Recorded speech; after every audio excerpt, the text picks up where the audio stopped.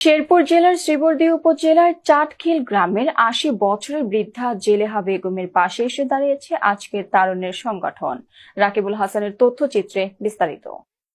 ৮০ বছরের বৃদ্ধা জেলেহা বেগম দীর্ঘদিন ধরে একটি ভাঙা ঘরে একাকী মানবেতর জীবনযাপন করছিলেন। জীবন কাটছিল তার দুর্বিষহ।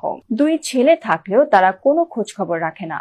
জেলেহা বেগমের এমন কষ্ট দেখে এলাকাবাসী খাবার ও সাহায্য দিতে গেলেও উল্টো অপমান ও গালাগালের শিকার হচ্ছেন তার ছেলে ও ছেলের বউয়ের কাছে। ছেলেরা থাকে পাকা দালানে, কিন্তু বৃদ্ধা মাকে রেখেছে ময়লা ও আবর্জনার পাশে একটি ছোট ভাঙা ঘরে। বিদ্যুৎ, ফ্যান, লাইটের নেই কোনো সংযোগ। ঝুপড়ি ঘরে বৃষ্টিতে ভিজে অসুস্থ জেলেহা বেগম। শেষ বয়সে নানা জটিল রোগে ভুগছেন তিনি, কিন্তু ছেলেরা হাসপাতালে নিয়ে যাচ্ছেন না। এমন অবস্থা দেখে আজকের তারুণ্য সংগঠন ওই বৃদ্ধা মায়ের পাশে দাঁড়ান। তাকে সেখান থেকে উদ্ধার করে চিকিৎসা ও আশ্রয়ের ব্যবস্থার আশ্বাস দেন সংগঠনের সভাপতি রবিউল ইসলাম রতন।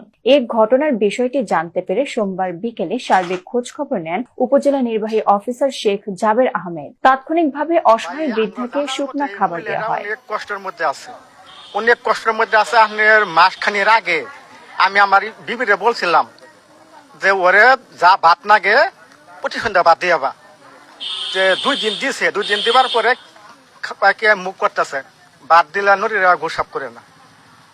আমি তো আর কিছু বুঝলাম না, তারপরে ভাত দেওয়া বন্ধ করলাম। একজন মানুষ আসলে এরকম অবহেলিত ভাবে থাকে, এটা আসলে কল্পনা করা যায় না। হ্যাঁ, দেখে আমারই খুব কষ্ট লাগতেছে যে আসলে উনারই বা কেমন সন্তানরা, যে আজকে তার মা একটা ভাঙা ঘরে শুয়ে আছে। দেখলাম যে ওই দিক দিয়ে ভাঙা বেড়া, একটা রাতে যদি শিয়ালও নিয়ে চলে যায় কেউ বলতে পারবে না। এটা দেখার জিনিস, সেটা মেনে নেওয়া যায় না। মাকে ছেলেরা কষ্ট দেয়, আর শাশুড়ি থাকে বিল্ডিং করে, মা থাকে ভাঙ্গা করে। যে একটা প্রয়োজনীয় চিকিৎসা যেটা দরকার, সেটা ওনার যে আত্মীয় স্বজন অথবা ছেলে মেয়ে আছে, মানে ওনাদের মারফত আর কি চিকিৎসাটা পাচ্ছে না। প্লাস মানে বিভিন্ন যে সেবা আছে, এই সেবাটাও ওনারা পাচ্ছে না, এই আর কি। আর এখন খুব করুণ অবস্থা। যদি আসলে মানে ওনার প্রয়োজনীয় সুচিকিৎসা প্লাস মানে সেবা যত্নের একটা ব্যবস্থা, তাহলে অনেক ভালো।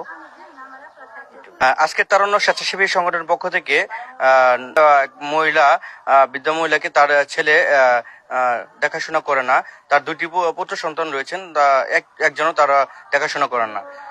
আমাদের আজকের তারুণ্য স্বেচ্ছাসেবী সংগঠনের কাছে খবর আসলে আমরা তাৎক্ষণিক আমাদের টিম নিয়ে আসি। এসে প্রাথমিক তার খোঁজ খবর নিই এবং তার পরিবারের তার ছেলের ভবিষ্যতে কথা বলি। তাকে দেখাশোনা করার জন্য আমরা আমাদের সংগঠনের পক্ষ থেকে অনুরোধ করে যাই, কিন্তু তারা এখন পর্যন্ত কোনো দেখাশোনা করেনি। আবারও অনুরোধ জানাচ্ছি তার 2 ছেলের কাছে এবং ছেলের বউদের কাছে, তারা যেন জেলেহা বেগমের সেবা যত্ন সঠিকভাবে করে। তারা যদি নাই করতে পারে, আমরা আজকে তারুণ্য স্বেচ্ছাসেবী সংগঠন তা জেলেহা বেগমের পাশে রয়েছি। আমরা চাই যে এলাকাবাসী এগিয়ে আসুক, এবং আমরা জানতে পেরেছি যে তার 2টি সন্তান আছে, 2টি ছেলে সন্তান আছে। তো আমরা চাই যে তার ছেলেরাও তার পাশে দাঁড়াক, তার সেবা যত্ন করুক। তো এই কামনায় আমরা করি।